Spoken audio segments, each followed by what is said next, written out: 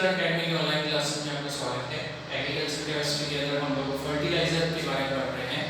उर्वरक क्या होते हैं, उर्वरकों का वर्गीकरण हमने पढ़ लिया और फिर अब हम पढ़ रहे हैं कि उर्वरक कितने प्रकार के और कौन कौन से हैं। ठीक है, तो आज हम बात करेंगे सल्फेट ऑफ पोटाश के बारे में। ये एक नया उर्वरक जो है आज हम पढ़ रहे हैं। रासायनिक सूत्र जो है इसका K2SO4 होता है, K2SO4, और इसको रासायनिक नाम अगर हम बात करें तो इसकी पोटेशियम सल्फेट इसका नाम होता है। निर्माण जो है इसका एक अयस्क है लैंगमेनाइट, लैंगमेनाइट से होता है। लैंगमेनाइट का फार्मूला आप देख रहे हैं कि K2SO4.2MgSO4 इसका फार्मूला है। ठीक है, तो इससे इसका निर्माण होता है। संगठन जो है इसमें नमी लगभग 1.5% होती है, और क्योंकि ये पोटाशिक उर्वरक है तो आप देख रहे हैं कि इसके अंदर पोटेशियम जो है वो 48% के आसपास उपस्थित होता है। यानी कि इस उर्वरक में पोटाश की मात्रा जो है वो बहुत अधिक पाई जाती है, इसलिए ये फसलों के लिए पोटेशियम को उपलब्ध करवा देता है। क्लोराइड और सोडियम ये दोनों ही इसमें अशुद्धि के रूप में पाए जाते हैं। क्लोराइड जो है इसमें 2.5% होता है और सोडियम जो है 2.0% इसके अंदर पाया जाता है। ये अगर इसका आप सूत्र देखेंगे तो सूत्र में तो इसके अंदर कहीं पे भी सोडियम और क्लोराइड नजर नहीं आ रहा, तो इसके अंदर अशुद्धि के रूप में जो है वो सोडियम और क्लोराइड जो है वो पाया जाता है, और वो अशुद्धि लगभग 2.5% और 2.0% के आसपास होती है। इसके जो गुण हैं वो सफेद रंग और क्रिस्टलीय या दानेदार प्रकार का ही होता है। यानी कि इसके जो क्रिस्टल हैं, इसके जो रवे हैं वो बिल्कुल सफेद रंग के होते हैं, जिसके अंदर पोटेशियम की मात्रा 48 से 50% के आसपास होती है।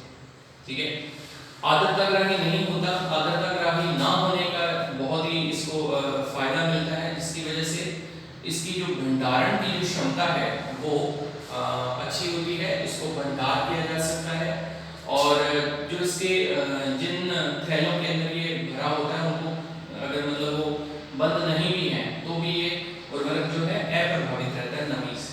ठीक, महंगा उर्वरक है। महंगा उर्वरक इसलिए है क्योंकि आप इसके फॉर्मूले से देख रहे हैं कि इसके अंदर पोटेशियम और सल्फर दोनों ही प्रेजेंट है।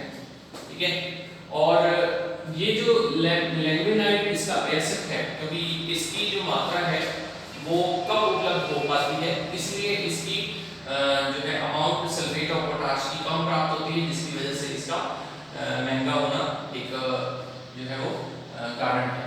ठीक है, इसके अंदर पोटेशियम के अलावा 23% से लेकर 48% तक सल्फर उपस्थित होती है, और सल्फर के बारे में तो आप जानते हैं कि ये पादपों का एक आवश्यक पोषक तत्व है। यानी कि नाइट्रोजन, फास्फोरस और पोटेशियम के अलावा गंधक जो है वो एक आवश्यक एलिमेंट होता है, और इसमें सल्फर जो है वो अपने को लगभग 23 से 48% की मात्रा इसके अंदर मिल जाती है। ठीक है, मृदा में अभिक्रिया।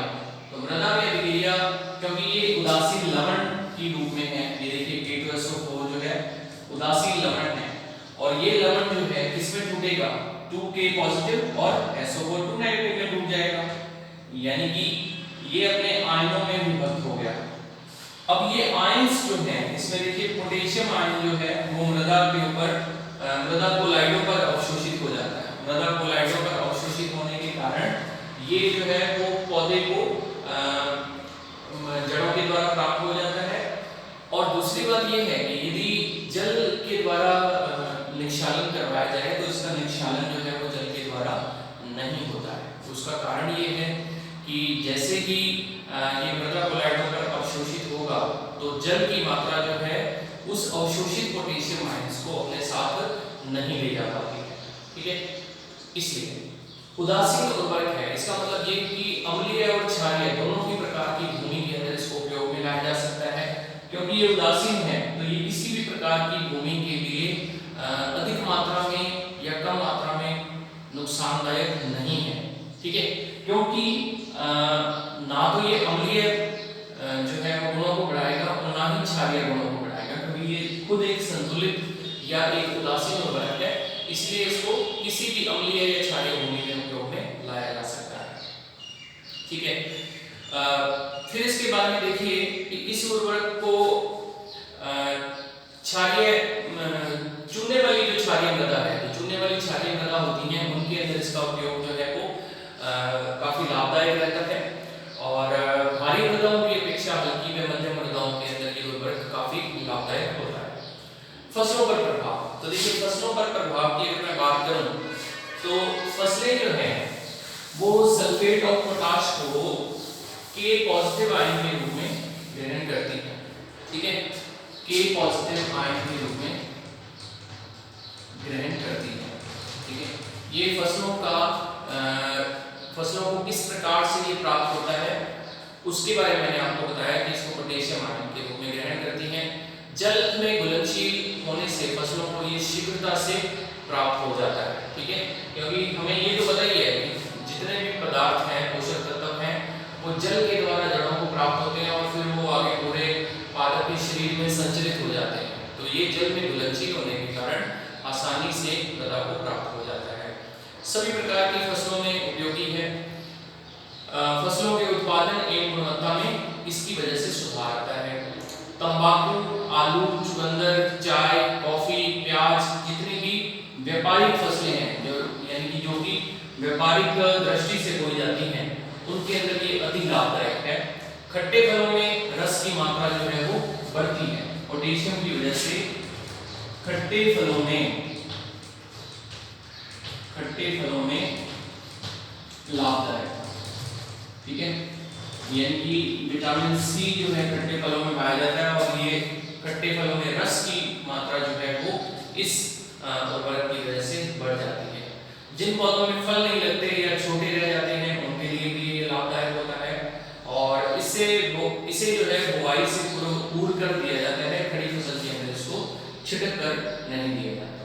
ठीक है, तो ये सल्फेट ऑफ पोटाश के बारे में मैंने आपको सारी चीजें बता दी हैं। इसी के साथ हमारे उर्वरक जो थे वो सारे उर्वरक यहाँ हमारे कंप्लीट हो जाते हैं। हमने यूरिया के बारे में पढ़ लिया, डीएपी डाई अमोनियम फॉस्फेट के बारे में, अमोनियम सल्फेट के बारे में पढ़ लिया, म्यूरेट ऑफ पोटाश के बारे में पढ़ लिया, सल्फेट ऑफ पोटाश के बारे में पढ़ लिया, इसके अलावा सिंगल सुपर फॉस्फेट के बारे में पढ़ लिया। तो ये सारे उर्वरक आपको याद रखने हैं। आपका जो एग्जाम है उसके अंदर उर्वरक के ऊपर आपको एक क्वेश्चन जरूर आएगा। ठीक है, तो ये आपने ध्यान रखना है। अब हम एक और चीज पढ़ेंगे कि यदि फसल के अंदर या मृदा के अंदर उर्वरक की अधिक मात्रा डाल दी जाए तो फिर उस उर्वरक पर, उस मृदा पर उस उर्वरक का क्या प्रभाव पड़ता है। तो चलिए देखते हैं कि यदि उर्वरक की मात्रा अधिक हो जाए तो फिर फसल पर उसका क्या प्रभाव पड़ेगा। ठीक है, चलिए तो देखो भाई,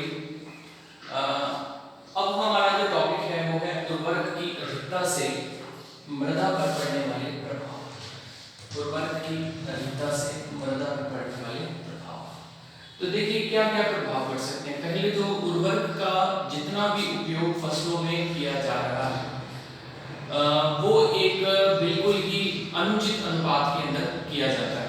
ठीक है, कौन से पादप को कितनी मात्रा में कौन से पोषक तत्व की जरूरत है इसका जो पता है वो किसानों को लगभग नहीं होता।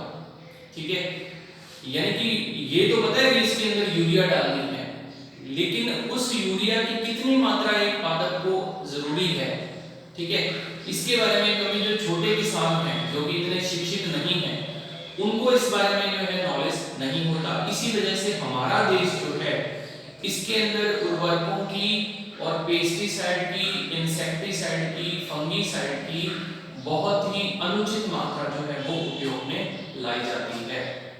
ठीक है, और यही कारण है कि हमारे देश के अंदर बहुत सी बीमारियां हैं, जैसे कैंसर की बीमारी है वो इसी वजह से इतनी ज्यादा बढ़ रही है क्योंकि फसलों के अंदर उपयोग में लाए जाने वाले जो केमिकल हैं वो अंधाधुंध उपयोग किया जा रहा है और उस केमिकल की कितनी मात्रा उसमें चाहिए वो पता नहीं है, और उस केमिकल से आगे आने वाले जो पीढ़ी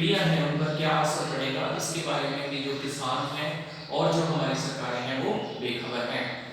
तो यहाँ देखिए आप कि हम अम्लीय उर्वरकों की बात करते हैं कि अम्लीय उर्वरक जो है उनका क्या दुष्परिणाम भूमि पर होता है और पादपों पर क्या परिणाम होता है। तो देखिए जैसे हम अम्लीय उर्वरक जो है वो भूमि में उपयोग करते हैं तो उससे क्या होगा, अम्लीयता बढ़ जाएगी। ठीक है, अम्लीयता जो है वो बढ़ेगी। अम्लीयता जैसे जैसे बढ़ेगी तो भूमि की जो पीएच है वो 7 से क्या होती जाएगी, कम होती जाएगी। ठीक है, मतलब पीएच कम होगी, 7 अम्लीय जो है वो 7 से कम होते हैं, क्षारीय पीएच जो है वो 7 से ज्यादा होती है, तो पीएच कम होती जाएगी। अम्लीय उर्वरकों के कुछ उदाहरण हैं, जैसे अमोनियम सल्फेट हुआ, अमोनियम नाइट्रेट हुआ, यूरिया हुआ, डाइअमोनियम फॉस्फेट हुआ, तो ये सारे इसके एग्जाम्पल हैं। अब देखिए कि जो है अम्लीयता कैसे बढ़ती है, भूमि की अम्लीयता कैसे बढ़ती है, अपने कुछ उदाहरणों से समझते हैं। जैसे हमने यहाँ पर अमोनियम सल्फेट का एग्जाम्पल लिया है कि अमोनियम सल्फेट जो है वो अपने आयनों में टूटता है। यहाँ मैंने कैल्शियम +2 लिखा है, ये कैल्शियम +2 जो है वो मृदा के कणों पर कैल्शियम जो है वो संचित रूप में पाया जाता है, वो कैल्शियम है। तो ये जो कैल्शियम है जैसे जैसे मृदा के कणों के ऊपर अमोनियम सल्फेट क्रिया करेगा तो कैल्शियम जो है वो मृदा के ऊपर से कैल्शियम उतरेगा और वो इनके साथ क्रिया करके, जैसे इस एग्जांपल में हम देख रहे हैं कि कैल्शियम सल्फेट जो है वो लास्ट में बन रहा है। तो ये कैल्शियम सल्फेट जो है क्या करता है, ये तीर का निशान नीचे जाने की, और इसका मतलब ये है कि ये जल के साथ जो मृदा के निचले संस्तर हैं उनके अंदर चला जाता है। यानी कि कैल्शियम जो है अगर उसकी मात्रा ऊपर की भूमि के अंदर कम होती जाएगी तो वो क्या होता जाएगा, वो तो अंदर चला गया आंतरिक संस्तरों में। ऊपर की जो मृदा है उसमें कैल्शियम की कमी होगी, कैल्शियम की कमी होने के फलस्वरूप क्या हो जाएगा, मृदा अम्लीय प्रवृत्ति की हो जाएगी। सेम जो है वो किसके साथ हो रहा है, अमोनियम नाइट्रेट के साथ। अमोनियम नाइट्रेट में भी जो मृदा के कण है, ये मृदा के कणों का मैं उदाहरण ले रहा हूँ, उसके ऊपर कैल्शियम संचित है, ये कैल्शियम इसके साथ क्रिया करके कैल्शियम नाइट्रेट बना लेता है और ये कैल्शियम नाइट्रेट ये देखिए आप नीचे जमा हो जाता है। ठीक है, तो कैल्शियम नाइट्रेट इस प्रकार से जमता जाता है जिसकी वजह से जो है वो अम्लीयता बढ़ती जाती है। यूरिया के केस में भी ऐसे ही होता है। यूरिया में देखो आप, ये यूरिया का फार्मूला है, वाटर के साथ रिएक्ट करके यूरिया जो है अमोनियम कार्बोनेट में बदलती है, ये अमोनियम कार्बोनेट बड़ा होगा। इस अमोनियम कार्बोनेट की क्रिया फिर मृदा कणों के साथ होती है जिनके साथ कैल्शियम जो है वो अधिशोषित है। ये कैल्शियम फिर आगे कैल्शियम कार्बोनेट बनाता है कार्बोनेट के साथ रिएक्ट करके, और कैल्शियम कार्बोनेट जो है वो कहने में जमने के साथ साथ क्या होता जाता है, मृदा के जो ऊपरी संस्तर हैं उनमें कैल्शियम की कमी होती है और मृदा जो है वो क्या होती जाती है, अम्लीय होती जाती है। ठीक है, तो इस प्रकार से इसके जो है वो दुष्परिणाम जैसे हमने देखे यहाँ पर। और भी एक एग्जांपल है, जो सोडियम उर्वरक हैं उनका मैं आपको एक उदाहरण के द्वारा बता रहा हूँ कि वो उनका प्रभाव जो है वो किस प्रकार से मृदा पे पड़ता है। तो देखिए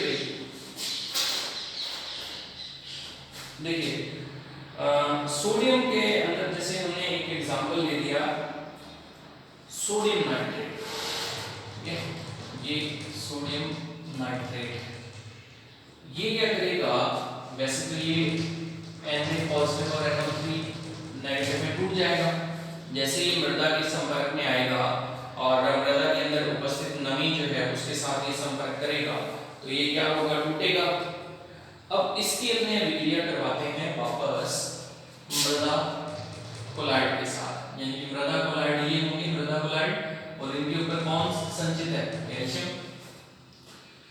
ये कैल्शियम इनके साथ क्रिया करके वापस क्या बनाता है, कैल्शियम नाइट्रेट बना लेता है और ये वापस फिर इसमें जो मृदा के निचले संस्तरों में चले जाते हैं जिसकी वजह से मृदा की क्षारीयता कम हो जाती है। क्षारीयता कम होने का मतलब मृदा की अम्लीयता बढ़ जाती है। ठीक, तो ये जो है सोडियम नाइट्रेट जो है इसका भी आप देख रहे हैं कि ये मृदा के ऊपर किस प्रकार से अपना जो है वो इसके जो दुष्परिणाम है वो सामने आते हैं। सोडियम की अधिकता हो जाती है, जैसे इसके तो नीचे चला जाएगा, सोडियम जो है वो मृदा के ऊपरी स्तर में रहेगा, तो सोडियम की अधिकता हो जाएगी जिससे कि ये पारगम्यता में कमी आ जाती है और मृदा के अंदर अतिरिक्त जल की मात्रा जो है वो बढ़ जाती है। क्षारीय मृदाओं के अंदर जस्ता, तांबा, मैंगनीज, बोरोन तथा मोलिब्डेनम की मात्रा भी बढ़ जाती है, जिसकी वजह से मृदाओं के ऊपर विषैला प्रभाव उत्पन्न होता है। ठीक है, तो ये उर्वरकों के विषैले प्रभाव जो है वो मैंने आपको बताया कि किस प्रकार से इस पे बनते हैं। ठीक है, तो आज का हमारा जो टॉपिक था वो यहीं खत्म होता है और ये लेसन जो था फर्टिलाइजर वाला ये भी यहीं आपका खत्म होता है। ये हमारा 8वां लेसन हमने पढ़ा था और कल हम एक नया लेसन स्टार्ट करेंगे और नए लेसन के साथ मिलते हैं। तब तक ये जो है पार्ट्स आप अपनी नोटबुक में